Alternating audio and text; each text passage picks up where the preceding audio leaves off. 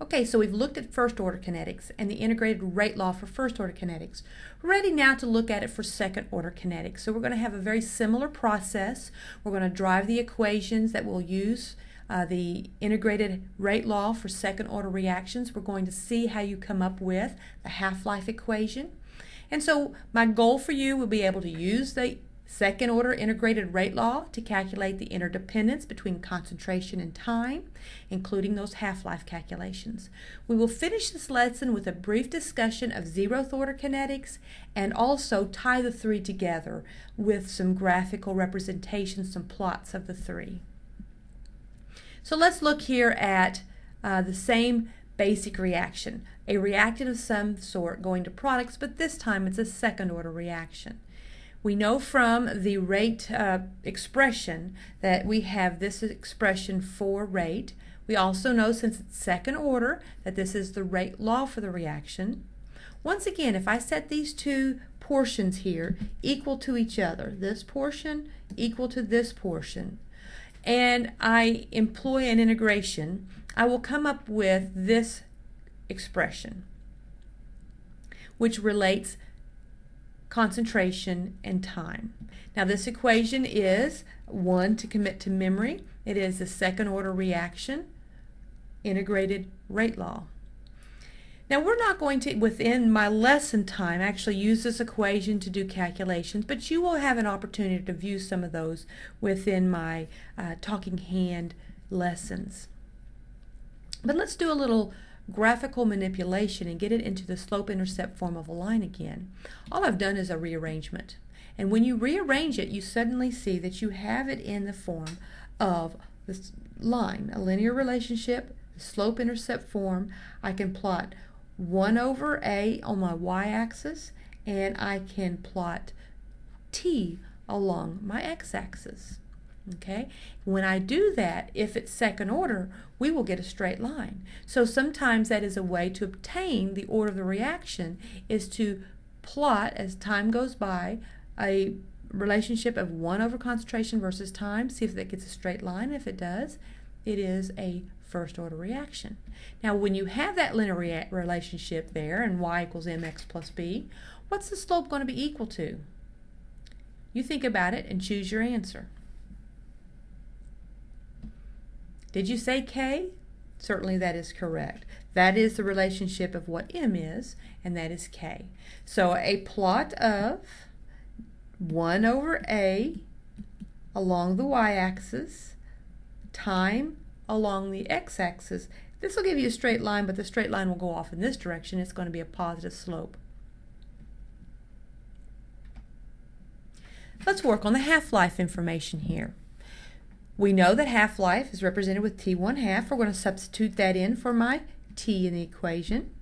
We are going to be at half the original amount, so I'm going to replace the A here with this portion. With those substitutions, we have this. And once again, if I combine the A0 terms and solve for half-life, this will give me T1/2 is equal to 1 over K times the initial concentration. Okay, so let's look at this relationship here. This is very different than our half-life relationship for a first order reaction. In a first order reaction, we saw that the amount of time it takes to get to half your start, whatever that time was, would be the same time to drop it in half again. This is not true for second order kinetics. For second order kinetics, when we drop it in half, and then we drop it in half again, that second half-life is going to be longer because the concentration is part of that expression. Concentration is in the denominator. So as we drop it in half, and now we have less amount, we're putting a smaller number in that denominator, that's going to stretch out the half-life, so it's going to take even longer to drop it in half that second time, and so forth. Okay, so that's the second order half-life equation. Okay, so we want to look at zeroth order reactions next. Just a brief mention of those. What do we know about zeroth order reactions? Well, they're raised to the zeroth power. So that takes rate out of the concentration out of the equation. Rate is just a constant.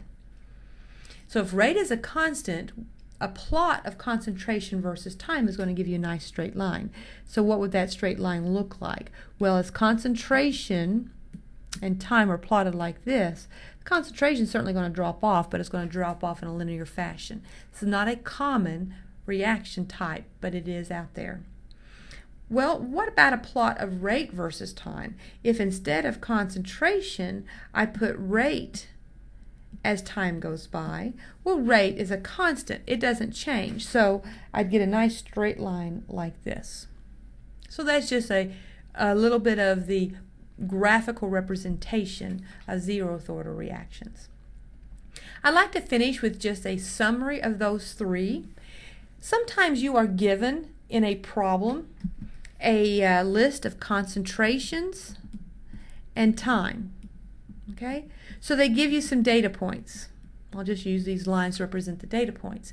And they say, okay, with this information, tell me, what is the order of the reaction? So the reaction is A going to products, and you're trying to figure out what is the order. Well, I would suggest you start with first order, because that is going to be the most common. And if you were to plot natural log of A versus time, and you get a straight line, then you know it is first order. So you would just take all of these A's and determine the concentration or the natural log of those values, so you get new values here. Plot these two portions on our graph and look and see if it's a linear relationship. If it is, it's first order.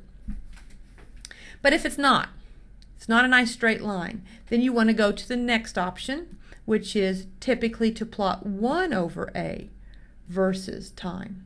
So you come back up to your data points here, and you figure each of those out in terms of 1 over the concentration. Now if you plot those, and that gives you a straight line, then you know it's second order. If that doesn't give you a straight line, you might want to finish with the zeroth order. You can do these in any order you want. But if you were to plot these and get a straight line, then it's zeroth order. And if you were to plot all three of those and not get a straight line, you don't know the order, but you do know what it's not. You know it's not zeroth, you know it's not first, you know it's not second order. Now also from each of these you could get the value of the rate constant.